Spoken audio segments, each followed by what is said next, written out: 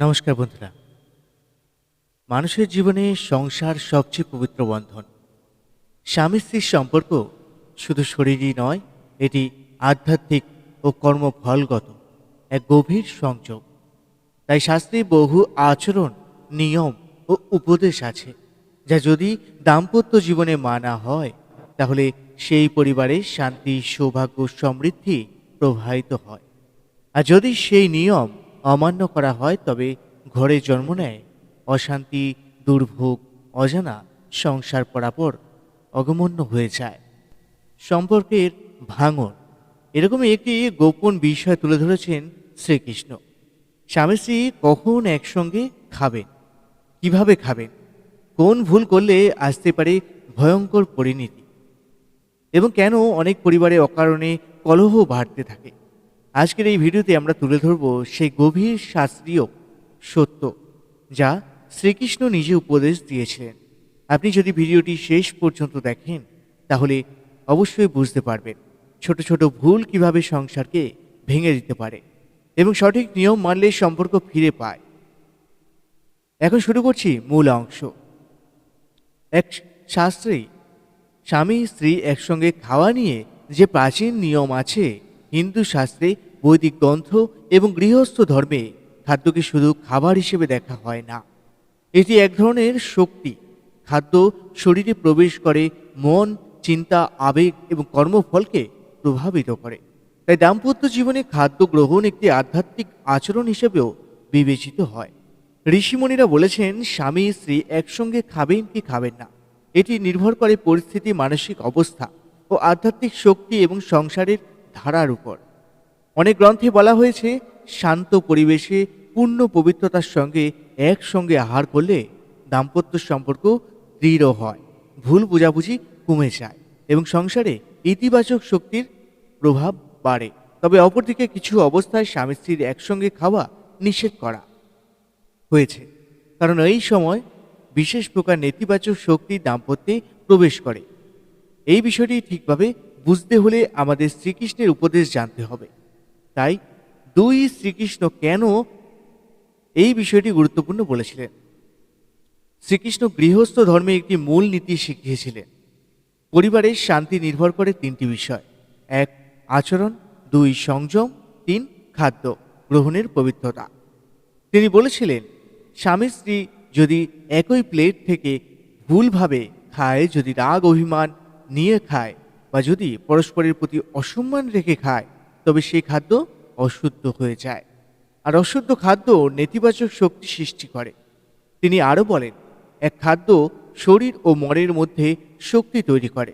2 স্বামী স্ত্রীর মানসিক অবস্থার প্রভাব খাদ্যে মিশে যায়। 3 সেই শক্তি যদি অমঙ্গল মন হয় তবে তার সম্পর্কের ক্ষতি করে। তাই খাদ্যকে গ্রহণকে হালকা করে নেবেন না। তিনি শিখিয়েছিলেন স্বামী স্ত্রী একসঙ্গে খাওয়ার সময় শান্ত মন, সম্মান, সংযম এবং পবিত্রতার নিয়ম মানা অত্যন্ত জরুরি। 3 কোনো অবস্থায় স্বামী স্ত্রীর একসঙ্গে খাওয়া অশুভ হয়। শ্রীকৃষ্ণ বলছেন সব সময় একসাথে খাওয়া ভালো নয়। কিছু পরিস্থিতি আছে যেখানে একসঙ্গে খাওয়া থেকেও বিরত থাকতে বলা হয়েছে। এক রাগ, দুঃখ বা টেনশনের সময়। যদি সংসারে ঝগড়া হয়, দুজনের মন খারাপ থাকে বা কেউ কারোর উপর রাগ করে থাকে, সেই সময় একসাথে খেলে সেই আবেগ খাদ্যে প্রবেশ করে, খাদ্যে সেই নেতিবাচক শক্তি গ্রহণ করে এবং পরে তা দাম্পত্যে আরও ঝগড়া সৃষ্টি করে। এই কারণেই অনেক পরিবারে দেখা যায় ভারী তুচ্ছ কারণে ঝগড়া বাড়তে থাকে, ভুল বোঝাবুঝি জন্ম নেয়, সমঝোতা কমে যায়, কারণ সেই সময় খাদ্য গ্রহণে পবিত্রতা ছিল না। 2 অপরিষ্কার পরিবেশে যদি ঘরে বিশৃঙ্খলা থাকে, টেবিল অপরিষ্কার থাকে, চারপাশে আগোছালো অবস্থা থাকে, তাহলে একসঙ্গে খেলে শুভ শক্তি প্রবেশ করতে পারে না। 3 তৃতীয় কোনো ব্যক্তির প্রতি রাগ বা কটূক্তি করতে করতে খাওয়া, শাস্ত্রে এটাকে অতি নিষেধ বলে বলা হয়েছে। এতে পরিবারে অমঙ্গল শক্তি জন্ম নেয়। 4 সম্পর্কের অসম্মান রেখে খাওয়া, যখন স্বামী স্ত্রীর প্রতি বা স্বামী স্ত্রীর প্রতি অসম্মান রেখে খায়, এটি দাম্পত্যের সবচেয়ে বড় ক্ষতির কারণ।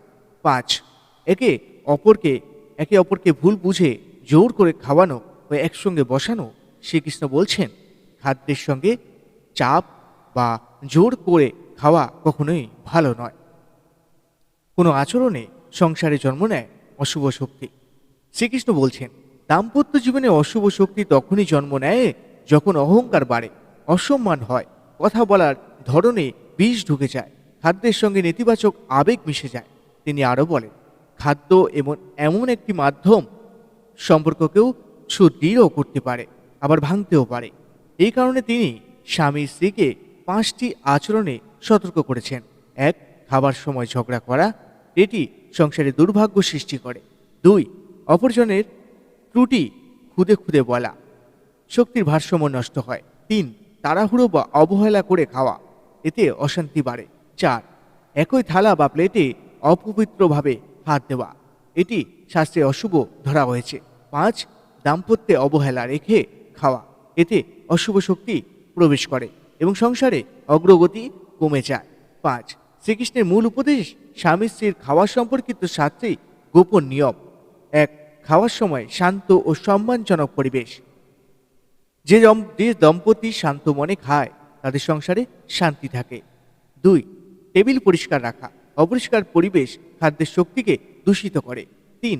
একসাথে খাওয়ার সময় রাগ না রাখা, শক্তি খাদ্যের সঙ্গে মিশে গিয়ে সম্পর্কে দূরত্ব বাড়ায়। 4.